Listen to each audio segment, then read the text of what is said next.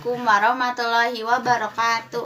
Hai teman-teman, perkenalkan nama saya Raisa Herliawati. Saya dari kelas 10 Geomatika 3. Di sini saya akan membahas sebuah soal matematika tentang fungsi sasaran dan kendala dalam sebuah program linear.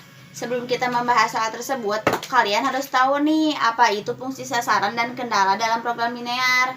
Dalam program linear terdapat fungsi sasaran dan kendala. Nah, dalam fungsi sasaran dan kendala itu kita akan disuruh untuk menentukan model matematikanya. Model matematikanya ini sendiri biasanya berbentuk persamaan atau pertidaksamaan.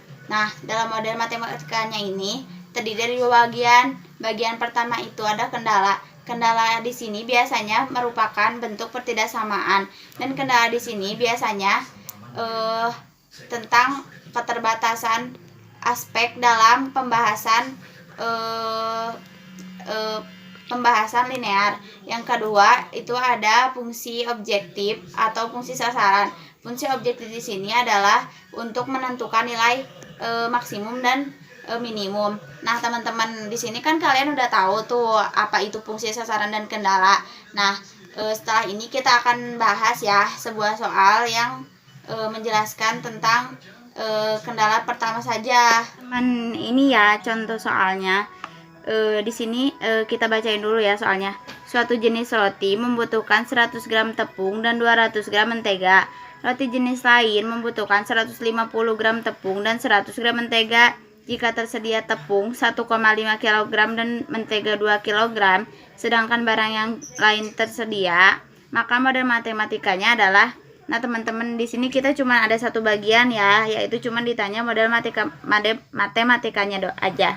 Nah, kan tadi kita udah tahu ya, kalau roti pertama itu membutuhkan 100 gram tepung dan 200 gram mentega. Sedangkan roti kedua ini memerlukan 150 gram tepung dan 100 gram mentega. Nah, kita di sini bisa memisalkan kalau misalkan roti pertama itu adalah X dan roti kedua itu adalah Y. Persediaannya itu ada 1,5 kg tepung dan 2 kg mentega. 1,5 gram tepung ini kita ubah dulu ke gram, yaitu kita dapatkan 1500 gram. Dan 2 kg mentega ini kita ubah juga menjadi gram agar satuannya sama dengan tepung ya. Jadi kita mendapatkan 2000 gram mentega.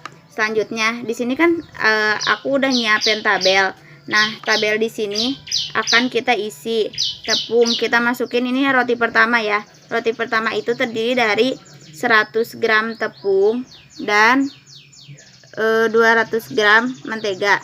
Sedangkan roti kedua itu terdiri dari 150 gram tepung dan 100 gram mentega. Persediaannya di sini kita masukin 1500 gram tepung dan 2000 gram mentega. Nah, ini nanti kita bakal ubah ke jadi sistem matematika ya. Ini bakal jadi yang pertama dan ini bakal jadi bentuk matematika yang kedua. Sekarang kita masukin yang pertama dulu. Nah, yang pertama itu di sini kita tinggal kayak jumlahin ya, teman-teman. Kita ini kesiniin. Kan 100-nya X, kita masukin 100X, ditambahkan di sini Y, kita masukin tambah di sini 150Y. Terus di sini kurang dari 1500 atau sama dengan 1500. Kenapa kita di sini ngambil kurang atau sama dengan 1500? Karena persediaannya juga hanya ada 1500.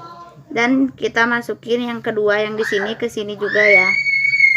Yang kedua di sini kita masukin 200X dan kita masukin 100Y. Persediaan juga di sini kita di sini pakai kurang dari atau sama dengan 2000 ya. Nah, selanjutnya udah ini gimana nih? Nah, udah ini kita tinggal sederhanain aja ya, teman-teman. Gampang kok sebenarnya. Ini semuanya kita bagi 50. Ini kita semuanya, ini yang atas bagi 50 ya. 100 dibagi 50 ini kita dapat 2X.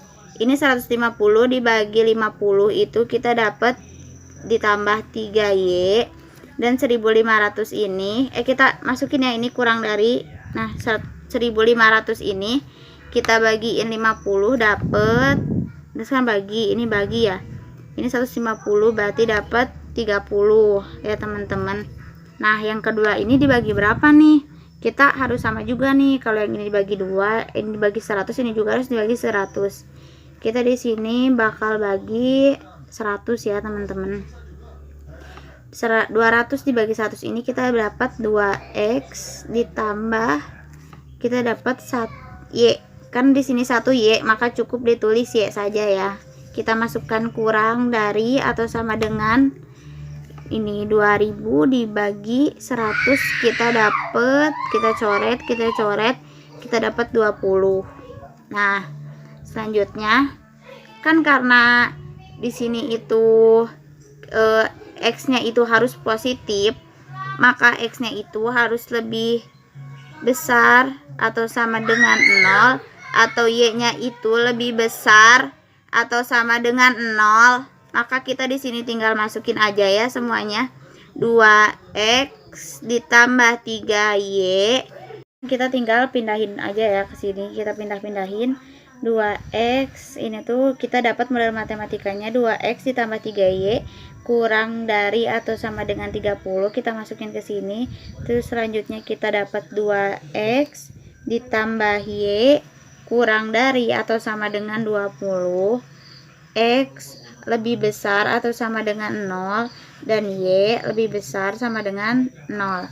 Nah semoga penjelasannya kayak gini ya teman-teman. Semoga teman-teman bisa paham.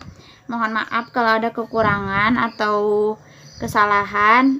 Saya meminta maaf. Wassalamualaikum warahmatullahi wabarakatuh.